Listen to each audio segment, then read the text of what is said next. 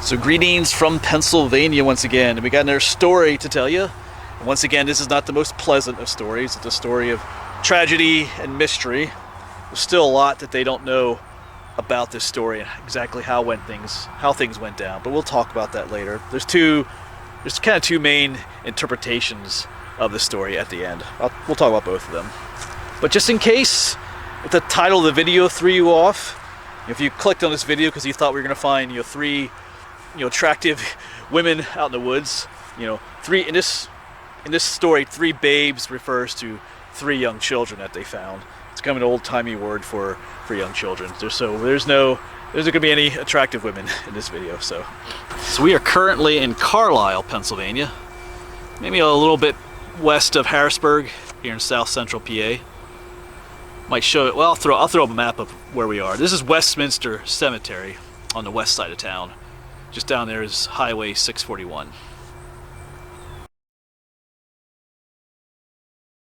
Alright, so I need to find some grave markers. 3 altogether. I'm not sure exactly where they are. I know the one source said that they were, the initial one I'm looking for is underneath a large evergreen tree, so we'll see. As we're looking for these, I'll start telling you a little bit about this story. Alright, so thankfully I was able to find their marker. There's still 2 others I gotta find that are involved in this story, but pretty large cemetery, and I didn't really have much information to go on. But yeah, this is a story of 3 young girls. Their names were Norma, Dewilla, and Cordelia, some good old-fashioned names. This takes place in November of 1934 during the Great Depression. And their bodies were all found side by side in a blanket, underneath a blanket, just south of here, right near Michaud State Forest, what's called South Mountain. And I think it was November 24th. Some men, it was just about 20 feet off the road, their bodies were found underneath a blanket. Some men found them. And the men thought at first that maybe there was a dead deer underneath the blanket, that maybe someone had poached a deer, maybe shot one illegally, was intending to come back for it. Or else they also thought maybe that there was a drunk guy underneath the blanket, because I guess nearby was a place where someone could get a drink. Maybe someone had too much and just fell asleep out in the woods. But when they pulled the blanket back, that's not what they found. They found 3 young girls, just all laying side by side. And they were 3 sisters. The oldest, Norma, was a stepsister to the others, but they were ages 12, 10, and 8. And just back there is their marker. And so right here is their marker. Babes in the Woods, it's called. It's got their names. Norma Sedgwick Noakes, 12 years old, Dewilla, 10, and Cordelia, 8. Natives of Roseville, California. Found dead in South Mountains near Pine Grove.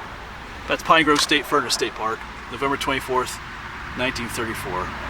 Buried here on December 1st. Nice little saying for them. Yeah, so this marker is right by the entrance to the cemetery. Right there is the entrance. It's kind of the second entrance. There's another entrance just a little further west down there. That goes into the newer part of the cemetery. So if you come here looking for this, right there's the entrance. Road splits here. Right there it is. Alright, so I have 2 other graves to find that deal with this story. As we're looking for those, I'll tell you a little bit more about the girls. So obviously once they were found, it was a huge mystery. Where did these 3 girls come from? Because we know they're from California. The monument says it, but when they first found the girls, they had no idea that they were from California. Why in the world would you find 3 young girls like that all the way from California just laying there in the woods here in Pennsylvania? So there was a huge search for information on where the girls came from. I think they had a viewing for them of sorts, where people could, they even did made plaster masks of the girls' faces and stuff in an attempt to identify them. I think, depending on which account you read of the story, between 5,000 or 10,000 people stopped by to view the girls to see if they could identify them. Of course, nobody could because the girls were not from Pennsylvania. And so back there is where the girls were buried. Still looking for another grave marker. The account I read, it had a flag by it, because the one person we're looking for did serve in the military, so his grave marker should have a flag by it. But wow, a lot of graves out here. I feel like these are a little bit too new. A lot of these people died in the 60s and 70s. We need to get a little bit older than that, back to the 30s. And one thing to consider with all stories, whether it's a story I tell you or it's another one that you read online, is that they all have different, depending on which article you read or which story you read, they all have slightly different facts and variations of the story. So they obviously did an autopsy on the girls to try and find out what killed them. And depending on which variation you read, some say that the coroner discovered that the girls had been suffocated or strangled. Other renditions of the story say that when they did the autopsy, the coroner couldn't find any cause of death for the girls. Yeah, so I'm still looking for those other markers. Right there's where the girls are buried. But I'm looking for the dad, Elmo Noakes, and I guess their aunt, Winfred Pierce. We'll just call her Winnie for short. The dad's, like I said, the one account I read said that his grave had a flag next to it because he did serve. But even if there's not a flag, there should be one of those military markers. As many of these, I've taken you to enough cemeteries. They have these military markers. Like right there's one. Those that serve the military have those markers. I'd really like to find where they're buried. I mean, I don't need to tell a story, but I would like to find where they are. So as I'm out here still looking for their markers, let me tell you a little bit about them. So the girls were found on the 24th. And either the same day or the day before the day after, they found 2 more bodies. Not here in the Carlisle area, but about 100 miles west in Altoona, Pennsylvania. Actually, I think it's a small town called Duncansville. They found the dad and the aunt, Elmo and Winnie. Now, you gotta remember, they didn't know who these people were at the time when they found them. They didn't even know who the girls were at the time they found them. They didn't know the names of any of them. This other man and woman that they found were obviously killed as well, but looked more like a murder-suicide type thing, where Winnie was shot in the heart. That's what accounts say, and then the father took his own life then. But at the time, they had no idea that these two little mysteries were connected. I know some accounts say that they thought they were connected right away, but I don't think they knew right away, because it's totally different police departments, and you didn't have internet back then, so they couldn't communicate that fast. So it did take them a couple days to figure out that these 2 incidences were connected. So in time, they were able to link the 2 cases together. Yeah, still had no luck finding their graves. There's no lack of military markers, but not finding what I need. But yeah, there's some other evidence they found, but I think about 2.5 miles from where the girls were found, they found a suitcase. It had girls' clothing in, which resembled what the girls they had found were wearing. But they also found a man's t-shirt in that suitcase, and it was made in California. And the car that the dad and the aunt, or actually she was his niece actually, the dad and the niece, the car they were driving was a blue Pontiac sedan. It had California license plates. Now some accounts say that the license plate was taken off, but I think the accurate accounts mention that it did have California plates on it. So that's when they started to put the pieces together. So now they were able to start putting the pieces together. I think they were able to identify Winnie first, because she had some sort of weird deformation on her foot that made IDing her quite easy, quite possible. And then, of course, they found out once they realized, like I said, they're from California. They did a little bit more research and discovered there were 3 girls missing from California, from one family. So, yeah, the pieces started fitting into place. So, what is their story? How does a whole family like this end up end up here in Pennsylvania, all the way from California? Because you need to remember, this was the Great Depression. Times were not so tough here.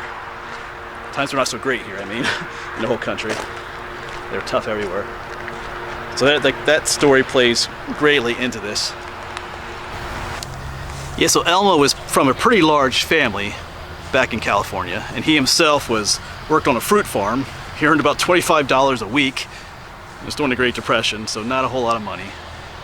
But his wife, Mary, died 2 years earlier in 1932.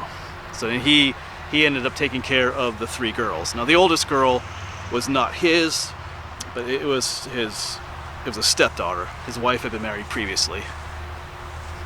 but he ended up taking care of all 3 girls, which proved a little bit difficult for him.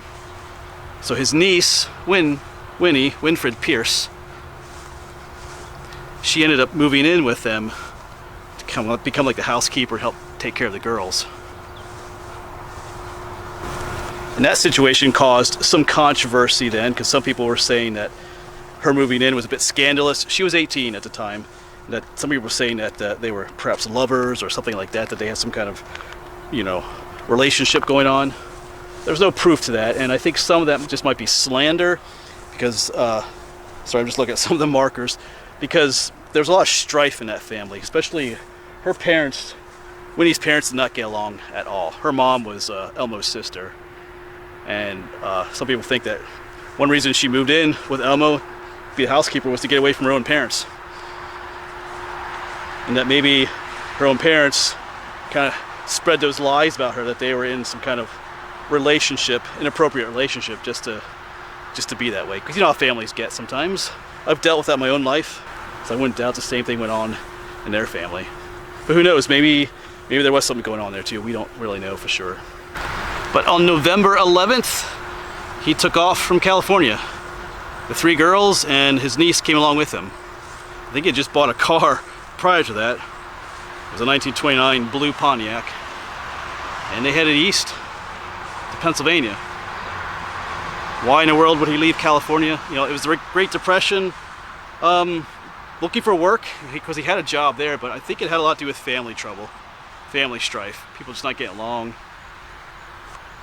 He had to take off, because he has an older brother, Robert, who even mentioned that, you know, he himself had left for a while, you know, the California area just to get away from everybody. So he headed east, most likely looking for work elsewhere. And they ended up in Pennsylvania. Alright, so once again, the girls are buried up there, but I cannot find those other 2 markers. Like I said, I've looked at every tombstone that has, you know, a military marker next to it, and I just cannot see where his is. Kind of wondering if because of his story that someone removed it. I'm not sure. Or maybe I'm looking in the wrong area. I walked all the way down there looking for it too, so. A lot of this stuff back here is a lot newer, so I don't think he's up here. Of course, maybe he is. Alright, so after I'm done here, we're going to head down to the location of where the 3 girls were actually found. It's right off of Route 233, just outside of Michoud State Forest, right near Pine Grove Furnace State Park. So we'll head down there in a bit, as soon as I'm done looking, which is going to be soon. I feel like I probably just walked right past it, but I looked for flags and the military markers, I just can't seem to find it. But let me finish the story that brings us up to the finding of the girls. So, of course, obviously they started questioning people, to see if people had seen them in the area. And the last place that all 5 of them were seen alive together was near Philadelphia, in a town called Langhorne. I think it was at a campground. But they had been seen prior to that near Gettysburg and several other places. But that was the last place they were all seen alive together. Alright, so I did eventually find these other 2 grave markers that I was looking for, just on a separate day. This is a number of days later on a cold November day, but it was eating away at my mind. I had to come look for them again. I did a little bit of research, which I should have done before I came first time, but I found them. They're way in the back of the cemetery here, which is why I didn't see them. Yes, once again, the girls are buried way up there near the front, but we're in the back here, where a lot of the newer markers are. There's not much back here, way in the back. So here's the father, Elmo Noakes. However, his date is wrong on here, which a number of websites mentioned. It has 1934, but it says November 9th for some reason. It was November 24th. He was a U.S. Marine from Idaho. So there's Elmo, the father. And just behind him here is Winnie Pierce. 1916 and 1934, forever in our hearts. So they are back here. Alright, so we found them. So now back to the regular scheduled video. And like I said, keep in mind that this was the Great Depression, so he did not have a lot of money to begin with. He wasn't really earning any money on his way east here to Pennsylvania. And on his journey out here, he had been stopping at different places asking for work and things like that, but they were running out of money for food. That was one of the big things. I know at one of the restaurants they were spotted at, someone remembered him telling the 3 young girls that they would share a meal because there just wasn't really any money left. And that lack of money, oh, there's a train whistle. That lack of money is what many people think led to the circumstances of finding those 3 girls dead along the side of the road. So in a moment here, I'm going to tell you the standard version of the story that people tell about why these 3 girls were found the way they were. Then we'll go visit the actual site, and I'll tell you a slightly different version, one I kind of like better. I think it fits a little bit better with what was really going on. Alright, so the standard story you will hear is that he fled with the girls and with his niece because they were in an inappropriate relationship with his niece, and that he fled to get away from family, and basically they were trying to start a new life together, and so he fled east to find work and to start over again, I guess you could say. And that, of course, obviously on the way they ran out of money, and basically the girls were starving, so that in a way to be merciful to the girls, he strangled or suffocated them and then laid them out in the woods and covered them with a blanket. And then him and his niece Winnie, they then fled, and they drove west to a place called McVeigh's Town, and apparently there they ran out of gas and just abandoned the car, and then they hitched a ride to near Altoona, like I say, I think it's called Duncansville, and there she sold her coat. They had no money left. She sold her coat for like $2.85 or something like that. With that money, he bought a .22 rifle, an old .22 rifle, and then, you know, they took their own lives then. Of course, they say he shot her in the heart and then took his own life. And that's how they found him. That's kind of the general story. But like I said, that is the standard story that is told. There is another version of the story which I kind of like better for different reasons, which I'll talk about later. But we'll tell that story. Let's go visit the site where the girls were found first, and then we'll find a place to talk about perhaps another version of the story. All right, so here is the location. Then got a car coming through here, going past. Yeah, there's a little bit of room to pull off this side. Got Naomi there, but man, I know the story is not so great we're talking about today, but the colors out here are amazing here in fall. But yeah, right here it is. Let me zoom in a little bit for you. Yeah, on this spot were found 3 babes in the woods, November 24th, 1934. So just down across the way there. Let's go over there. The cars are coming. Yeah, so down, I think what he said, about 20 feet off in the woods here is where they were found. Oh yeah, right here is a little, looks like a little memorial for them down here. Yeah. So right here is probably where they were found. Looks like people come down here and place stuff sometimes. Got some stuffed animals. They look pretty old there. So yeah, right here is where those 3 girls were found. Yeah, about 20 feet off on the side of the road up there. Right there's a sign.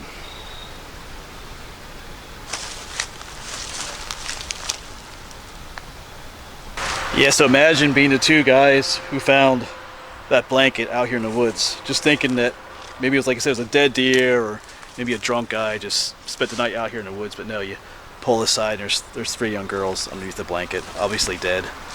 So it was very disturbing to them. I'm just standing here trying to picture what that would be like for myself, you know, to come upon something like that would be pretty awful. So I doubt this road was as busy back then. All right, so we are going to find whoops, I hit a tree.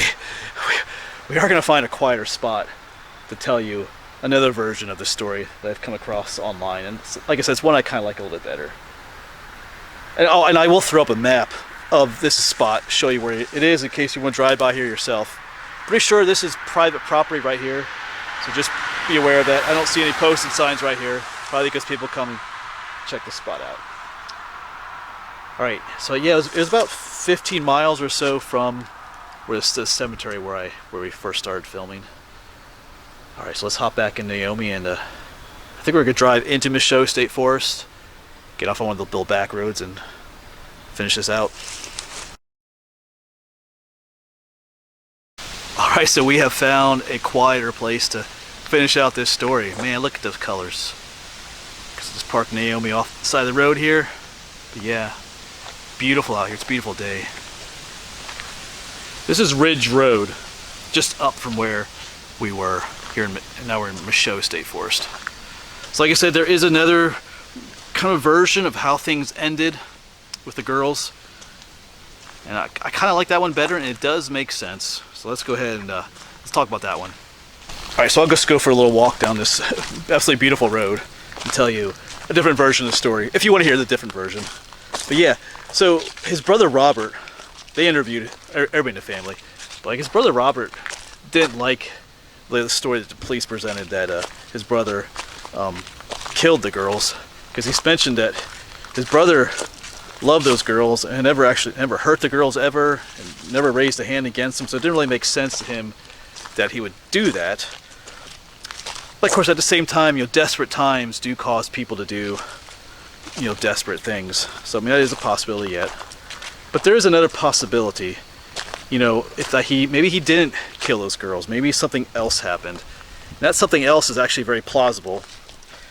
And the idea is that on one of those nights, because this is late November, it gets pretty cold out here in late November. It can get down to the 20s and stuff. So perhaps one of those nights, after they left the Philadelphia area and started driving back, they pulled over on the side of the road to spend the night because they didn't have money to stay anywhere. And then in order to stay warm, well, I think you know where I'm going with this. They left the car running in order to stay warm. People still do that today. But of course, you do got to be careful about that, and I think you know why. Carbon monoxide poisoning. But of course, nowadays, underneath your car, you have something called a catalytic converter, which converts most of the carbon monoxide in your car's fumes into a safer gas like carbon dioxide. So I did a little research on that, and catalytic converters didn't become standard on cars until about 1975, which is a lot later than 1934. And that car he was driving was a 1929 Pontiac, I think I said. So they didn't have catalytic converters back then, so most of the fumes from the exhaust were carbon monoxide. So back then it was a lot more dangerous. And that's one of the reasons they put the catalytic converters on. It makes it safer. But then I looked up too. I did a lot of research into this idea. But then what about heat? Did cars have internal heat? Nowadays you can turn the heat on in your car, and they did. I mean, it was pretty crude. I think in 1917 they introduced the idea of, well, when the exhaust leaves your car, it's hot. And of course, you have the tailpipe which takes it out. But they got the idea of running those pipes that the exhaust is running through, I guess right underneath the cabin of the car. I'm not sure how that worked. It was underneath the car or slightly inside the car. I'm not sure how that worked, but the exhaust going through those pipes kept the cabin of the car slightly warmer. It wasn't the greatest heating method, but it kind of worked. So yeah, I think you can see where this is going. If those were leaking in any way, which probably did back then or anything, if you're just sitting in your car for an extended time, stationary, you can definitely have a buildup of carbon monoxide in the car. And we all know what happens when you have a buildup of carbon monoxide in your house or in your car. You die. And it's not a horrible death. You basically fall asleep and never wake back up again. And it still happens today, either intentionally or by accident. Sometimes when the power goes out, people run a gas generator, which you should always run outside the house and run the extension cords into your house. But some people don't know that, and they leave the generator inside the house, and the fumes just fill the house with carbon monoxide, and folks die. Yeah, so the theory is that that's how these three girls possibly died. That they pulled over to the side of the road on a colder night, left the car running, and yeah, the three girls passed away in their sleep.